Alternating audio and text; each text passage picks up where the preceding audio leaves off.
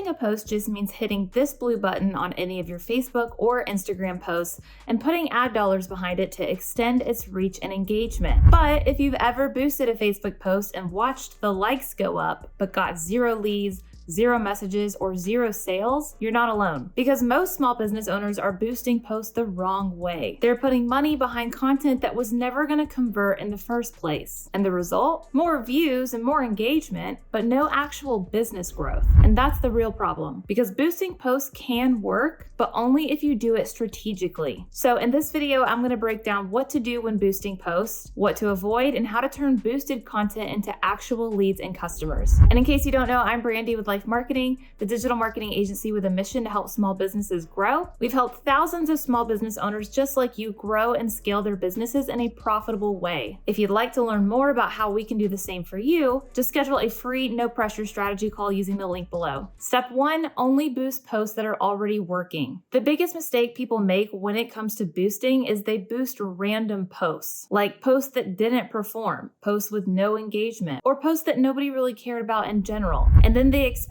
boosting it will magically fix that. But it doesn't work like that. If a post doesn't perform organically, it's usually not going to perform when you pay for it. Because boosting doesn't fix bad content, it just amplifies it. So instead, do this. Look at your posts and find what's already working. Jot down which posts are getting more likes, more comments, more shares, or more saves, even if it's just by a little to start out with. Those are the posts people are actually responding to. So those are the posts that you want to put money behind. Because that way you're not guessing, you're scaling something that's already somewhat proven. Step 2, make sure your post has a clear call to action. Another reason a lot of boosted posts fail to drive real results is for the simple reason that there's no next step. People see the post, maybe they like it, and then they scroll away. No action, no lead, no sale. So before you boost anything, ask yourself, what do I want someone to do after seeing this? Is it to message you, click a link, book an appointment, visit your profile? If your post doesn't clearly guide someone to the next step, you're paying for attention with no return. This is where most businesses leave money on the table. So instead, build your post with a simple call to action, like message us to get a quote, comment info and we'll send details, click the link to book. Something clear, direct, and easy. Because attention without action does not grow your business. Step 3, turn engagement into conversations. When it comes to boosted posts, most businesses stop at engagement. They get likes, comments, maybe a few shares, and that's it. But remember that engagement is not the goal. Conversations are. So instead of just posting and hoping, give people a reason to reach out. For example, use a keyword trigger where if someone comments a certain word on your boosted post, they're DM'd something automatically. Like comment quote and we'll message you. Comment start and we'll send you our pricing. Now, instead of passive engagement, you're creating inbound conversations. And those conversations turn into leads, appointments, and customers. Doing this means your boosted post isn't just content with more likes. It's a lead generation tool. Step 4, pin and boost your best content. Once you've got your top performing posts picked out, the next thing you want to do is pin them to the top of your Facebook page or Instagram profile. Why? Because when someone clicks your profile after seeing your ad or a different boosted post, those pinned posts on your profile are the first thing they see. So instead of random content, they see your best content immediately. Your pinned content could include things like a start here post or social proof, your best value that has the highest engagement or customer results. And then to take it a step further, you can boost those posts. So the customer journey looks like boosted posts to your profile,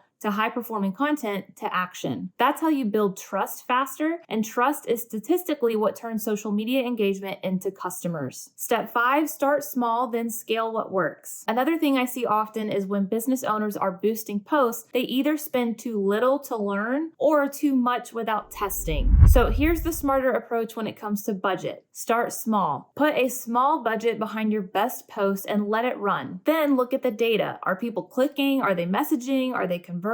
If it's working, then you scale it. If it's not, you adjust one variable at a time. Maybe the content needs to change. Maybe the audience is off. Maybe the offer isn't strong enough. But don't change everything at once, because then you won't know what actually made the difference. Now, I want to wrap up with common boosting mistakes and what not to do. Don't boost low quality content. Posts that have blurry visuals, weak messaging, no hook, or no relevance to your audience won't work. even if you put money behind it. Don't target everyone in your messaging. Your post should speak to a specific goal or pain point that your target customer has. If your messaging is vague, nobody will respond to it. Don't boost without a goal. If you don't know what action you want, you won't get results. Don't ignore the data, because likes don't matter if they don't turn into leads or sales. And don't rely on boosting alone. Boosting is just one piece of your marketing. It works best inside a system. So if you've boosted posts before and didn't see results, it's not that boosting doesn't work. It's that the strategy behind it wasn't there. Because when you do this right, you boost content that already performs organically,